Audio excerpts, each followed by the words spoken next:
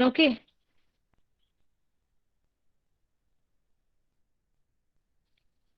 So to avoid the flow of current to the earth from the live conductors through the supports, there must be some safe clearance between the live conductors and the supports. So that is why the live conductors, that means the conductors as you see that were hanging or under suspension, those live conductors must be perfectly insulated from the supports or the towers. Okay, so those conductors we need insulation and the live current should not flow into the supports or the towers. So for that, what we have to do, we have to introduce the insulators. So hence the insulators are used between the live conductors and the supports. The main function of the insulator is what? Is to provide the perfect insulation between the live conductors so that current does not flow. I hope the term insulator you are clear with. Insulator is the one which does not allow the flow of current, which protects, okay, does not allow the flow of current from one part to the another. Okay. So the insulators are used here between the live conductors and the supports. The main function is to provide the perfect insulation. Now, if there is any leakage current, okay, if there is any leakage current, we have to ensure that from the live conductors to the earth, there is something called earthing as well. So earthing is different and insulation is different. Okay. So that is why don't confuse earthing with insulation. Okay, that is a different perspective. So insulators are what? Insulators are those which are fitted in the arcing horns. Arcing horns is again a part. And arcing horns are used to pass the impulse voltage, means that high voltage in the transmission line, which causes insulator failure due to the flashover. Okay, flashover is that thing which happens if there is high current flow and the insulation is breakdown occurs. So that is there is where flashover occurs. Okay, so this thing, our leakage or the breakage of insulation, flow of leakage current occur. It occurs mostly in highly polluted areas because there dust and other pollutants they settle on the insulator's surface, and these particles provide a conductive path for the flow of current, and subsequently obviously flashover takes place. Now to avoid this insulator surface deterioration, proper and adequate creepage distance is required. Now to enhance the creepage, means the distance, greater number of insulators are provided. Let us just move on to the properties of insulators. Okay, you see the properties, it is written here. The insulators, along with providing insulation, they provide support to the conductors. Means it does not only provide insulation, they also provide support to the conductor. Hence, to withstand the conductor load, along with wind pressure, the insulators must be mechanically very strong. So, strength is another property and support. Okay, along with strength, the mechanical support. Next is that the main function of the insulators is to resist any leakage current. Thus, the insulators must have very high insulation resistance. The insulators must be free from internal impurities. Obviously, being an insulator, it should not have any conductive part or any conductive dust or anything like that, such as holes, cracks, laminations, because they reduce the permittivity of the insulators. Next is that the dielectric strength of the insulators must be very high. Dielectric strength, you know that it is the actually the breakdown strength rather, being an insulator. The insulation breakdown occurs and depends on the dielectric strength of the material. So to have, just let me, is it visible to you all? I hope.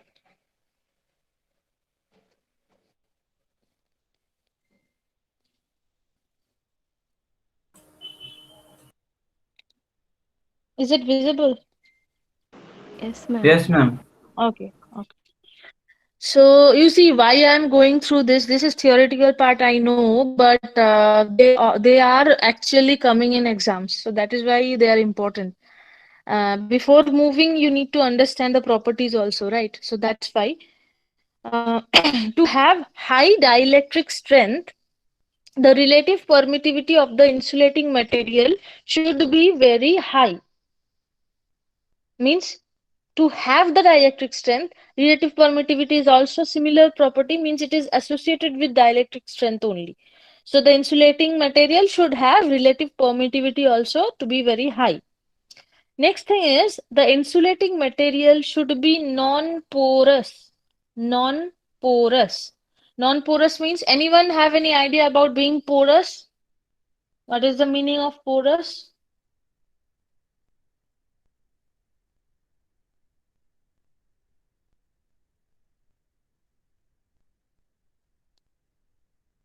Anyone porous? Don't Google it. If you know, then you can say. No need to Google it. Just tell. If you know, you can share. Else I'll tell. Okay. Porous is the one which has pores. You know, for example, sponge is very porous, I can say. And sponge is porous and it can hold water. The one which is porous, it holds water having pores because it has pores. Okay. So that is why the material, insulating material should or must be, it must be non-porous. It should not have pores so that it can hold water. Porous is something which is soft and having pores which holds water. So insulating material should not be porous, it should be non-porous. Okay, the next thing is that the insulators should be affected by the changes in the temperature. Obviously, temperature and the climate will change, but insulator should not be affected by those changes. It should act like it should act. Okay, so due to next thing, the last property is due to very high voltage of line conductors, there is possibility of flash over between the live conductors and earth.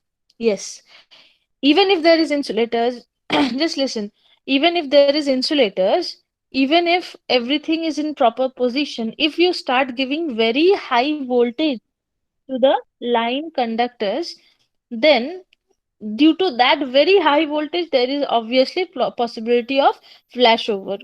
Flashover means what? That results in flashover between the line conductors and earth. It means what? It means failure of insulation, or rather insulation breakdown. Okay, so the flashover means production of arc. Arc is that flash rather. Okay, production of arc due to which extreme heat gets produced. Now this is the main cause of insulator failure. Okay, hence the insulators must have high ratio of puncture strength to flashover voltage. Means it's actually puncture strength means the breakdown strength where the insulator is actually punctured. Okay, so that should be high to the ratio of flashover voltage. Obviously, the puncture strength is also in voltage, flashover is also in voltage. So the voltage it can withstand maximum that should be greater than the flashover voltage. Okay, so this thing is done, and insulator materials, I'll just, in short, I'll tell. You see the three insulator materials, porcelain, glass, and synthetic resin. Obviously, other than these, there are many because there are different classes of insulators like paper, wood, many are there. Okay. So, apart from going to the classes of insulators, I'll just the main three insulator type of materials that are used in overhead transmission lines that I'll just means in insulator of overhead transmission line. Those are porcelain, glass, and synthetic resin. So these are the three materials that are used. Porcelain has a uh, typical property, glass has some other property, and synthetic resin also have other property. So the commonly used insulating materials are these: porcelain, glass, and synthetic resin. So coming to porcelain first. It is the most commonly used material for the insulators. Obviously, it is a ceramic metal. Do you know porcelain? I hope you know porcelain. Anyone? Have you seen porcelain?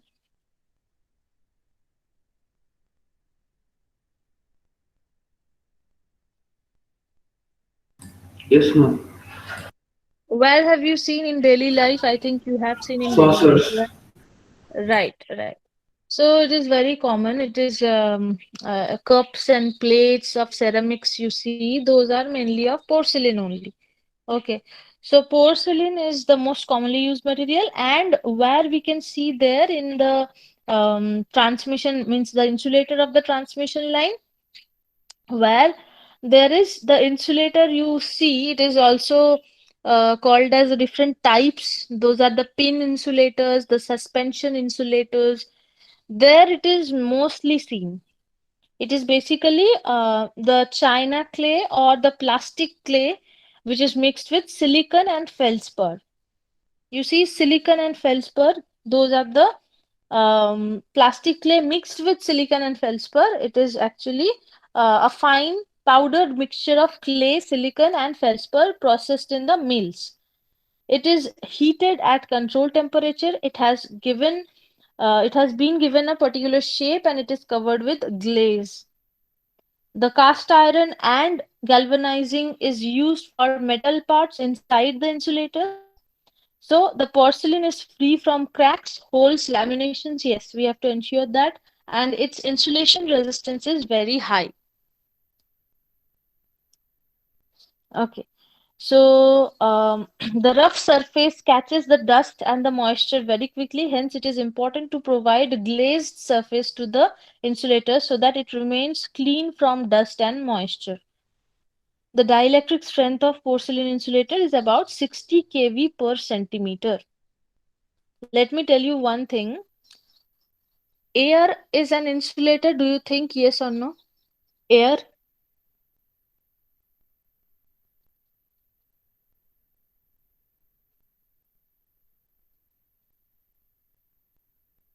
Anyone?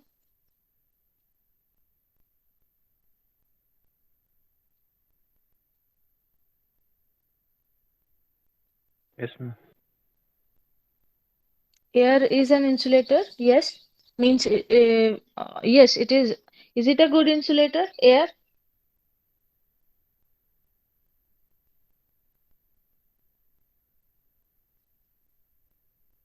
Okay. I'll just tell a brief thing. All insulators have this dielectric strength or the breakdown strength, which is here you see written as 60 kV per centimeter. 60 kV per centimeter. This is the dielectric strength, or we can say the breakdown strength of porcelain insulators. So, air being an insulator, if it is an insulator, air also has a particular strength, like the breakdown strength or dielectric strength.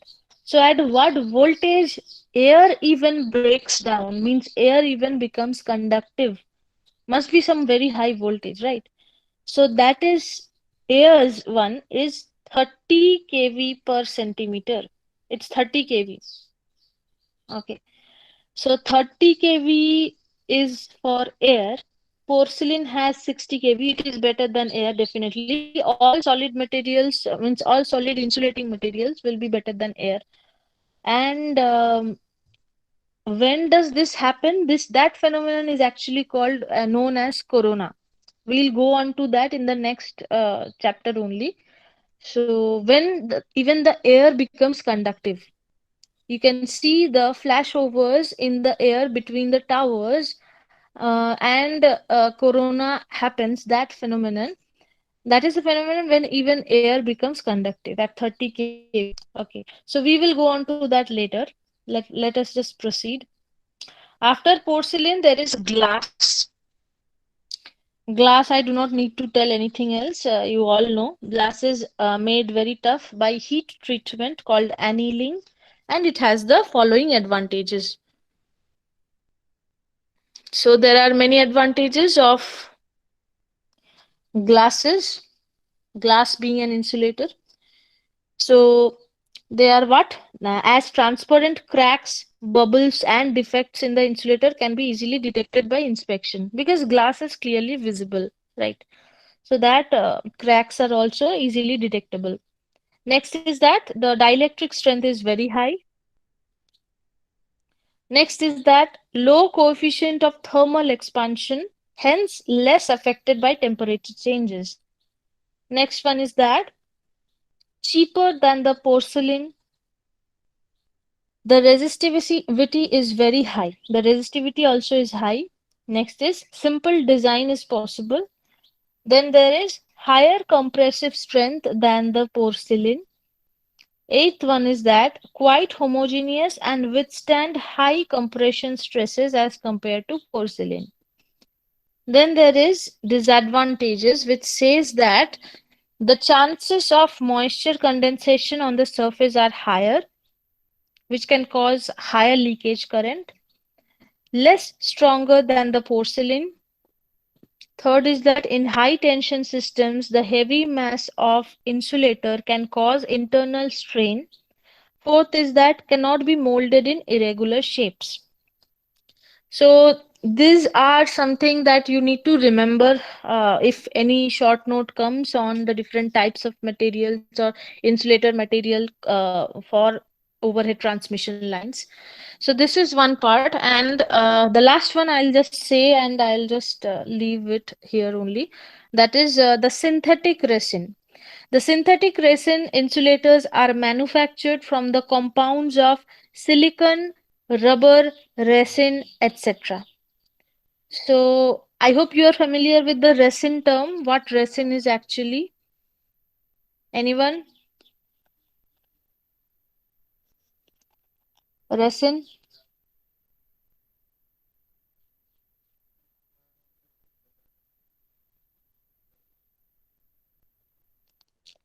Anyone? Resin? At least you may have studied in biology. Dried grapes. No, those are raisin. Raisin is different, which is RAISIN. This is resin. These are what you know, synthetic biochemical compounds. Okay. Mostly extracted from rubber types of material like rubber, amber, those things. Resin is a plant extract. Plant extract. And what you told is also raisin, that is correct. That is grapes or anything that you see. That is RAISIN. Okay, raisin and nuts, those are different. So this is resin, which is a chemical compound. Now, the synthetic resin insulators are manufactured from the compounds of silicon, rubber, resin, etc. These insulators have the following advantages. What are they? The tensile strength is high. Remember, as in conductors, we also need the strength in insulators also. So, for synthetic resin, that tensile strength is very high. Next is that the weight is low and the comparatively cheaper it is than the others. So now coming to the disadvantage, high leakage current and short life are the main limitations of these insulators. And the next last thing, I'll just end here. The indoor applications and the bushings are the application areas of synthetic resin. Now this bushing is another part. You'll see later in transmission and even in transformer, the bushings are there. So indoor applications and bushings are the application areas of synthetic resin insulators. So today we just did the different materials of insulators, insulator material types. Next class we will move on to the types of insulators. More than this material, now this one is important. I'm just the names you just note. Pin type insulators, suspension type insulators, strain insulators, shackle insulators, stay insulators. These are the different types of insulators accordingly, in which places in the transmission lines we use this, or other parts of the power systems we use this. They are very important, especially these first two types, pin type insulator and suspension type insulators, and how they are arranged. I'll go this in detail in the next class. Just remember, this is something which is very, very, very important. That is the proper insulator, the different types of insulators, because the use of proper insulator is very important part of mechanical design of overhead lines. So the different types: pin type insulator, suspension type insulator, strain insulators, shackle insulators, stray insulators. These five insulators and the different types we will regularly, means we will do it in detail in the next class. Let me leave here because it is already 9:25. Your next class will be waiting. So thank you, students, for joining. You can leave now. I'll give the meeting details recording later. Okay. Thank you for joining. You can leave.